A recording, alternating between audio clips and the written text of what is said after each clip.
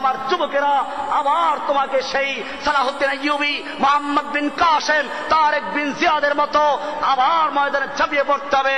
আমাদের সামনে বাধা আসবে, সেই বাধাকে উপেক্ষা করে ময়দানে ঝাঁপিয়ে পড়তে হবে। আমাদেরকে কাফেরদের শক্তি যত বেশি হোক না কোনো পরোয়া করা চলবে না।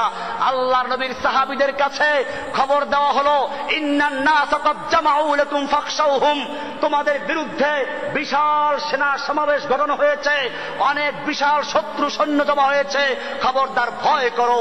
সাহাবায়ে কেরাম ভয় করেছিলেন? আমাদের সামনেও যত বড় শক্তি থাকুক না কেন, আজকে আমেরিকার বিশাল শক্তি, হিন্দুদের বিশাল শক্তি কাশ্মীরি মুসলমানদের হত্যা করছে, আমরা কিছুই বলছি না। আমাদের ক্ষমতা কি? আল্লাহ তাআলা বলেছেন, কাম মিন ফিয়াতিন কালিলাতিন গলাবাত ফিয়াতান কাসীরাতাম বিইজনিল্লাহ, কত ক্ষুদ্র ক্ষুদ্র বাহিনী বিশাল বিশাল বাহিনীর বিরুদ্ধে বিজয় লাভ করেছে। কার হুকুমে? কার সাহায্যে? কারণ মুমিনদের মাওলা কে? আল্লাহ তাআলা বলছেন, যালিকা বিআন্নাল্লাহা মাওলাল্লাযীনা আমানু ওয়া আন্নাল কাফিরিনা লা মাওলা লাহুম। মুমিনদের মাওলা হচ্ছেন আল্লাহ, কাফিরদের কোনো মাওলা নাই।